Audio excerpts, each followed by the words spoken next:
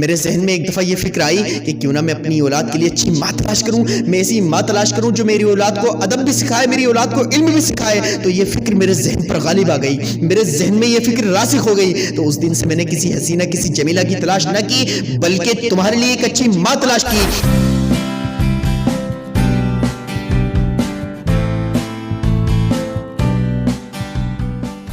نبی پاک صلی اللہ علیہ وسلم کی ظاہری دنیا میں تشریف لانے سے پہلے اور حضرت عیسیٰ علیہ نبینا علیہ السلام کے آسمانوں پر اٹھائے جانے کے بعد یہ جو بیچ کا زمانہ گزرا ہے تقریباً 570 سال کا زمانہ گزرا ہے، اور یہ ایسا زمانہ رہا ہے جس زمانے میں کوئی نبی نہیں آئے، کوئی رسول نہیں آئے، بلکہ یہ زمانہ انبیاء اور رسول سے خالی رہا ہے۔ اسی وجہ سے اس زمانے کو دور فترت کہا گیا، دور جہالت کہا گیا، ٹفیل کا زمانہ کہا گیا۔ تو اس بیچ ایک شاعر گزرا ہے، ابو الاسود الدولی اس کا نام تھا، اور وہ بڑا فصیح و بلیغ شاعر تھا۔ ایک دفعہ اس نے اپنی تمام اولاد کو جمع کیا اور کہنے لگا، میرے بچوں اس بات کا قدم قدم پہ احساس رکھنا کہ میں تمہارا باپ ہوں، میری ہر بات تمہارے لیے حرف آخر کی حیثیت رکھنی چاہیے، کیونکہ میں وہ شخص ہوں جس نے تم پر تمہاری پیدائش کے بعد تو احسان کیے ہی کیے ہیں، تمہاری پیدائش سے پہلے بھی احسان کیے ہیں۔ جب اس نے یہ بات کہی تو اولاد نے کہا، ابا حضور ہمیں یہ تو سمجھ آتی ہے کہ آپ نے ہم پر ہماری پیدائش کے بعد بہت احسان کیے، کہ آپ نے ہمیں تعلیم و تربیت سے آراستہ کیا، آپ ہماری وجہ سے زندگی کے مصائب و آلام سے دوچار ہوئے، آپ نے ہماری وجہ سے مصیبتوں کا سامنا کیا، لیکن یہ بات سمجھ میں نہیں آتی کہ آپ نے ہم پر ہماری پیدائش سے پہلے کون سا احسان کر دیا۔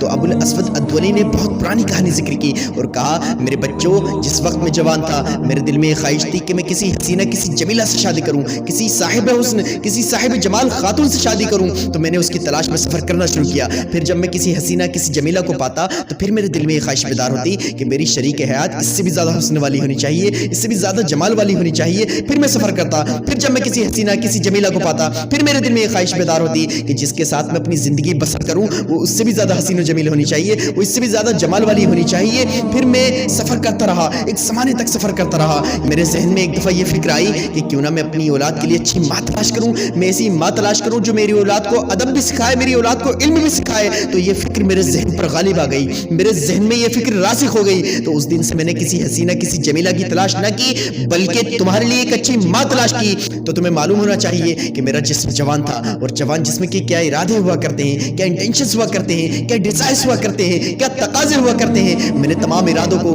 تمام خواہشات کو بالائے طاق رکھ دیا کہ میں نے کسی حسینہ جمیلہ کی تلاش نہ کرنی، بلکہ اپنی اولاد کے لیے ایک اچھی ماں تلاش کرنی ہے۔ تو اولاد نے بیک زبان ہو کے کہا کہ ابا حضور آپ نے ہم پر بہت احسان کیے ہیں، لیکن یہ جو پیدائش سے پہلے والا احسان ہے یہ یقیناً ایسا احسان ہے جو ہماری نسلوں تک کو یاد رہنا چاہیے۔ یہ ایسا احسان ہے کہ جس پر ہم آپ کا شکر ادا کریں تو کم ہی کم ہے۔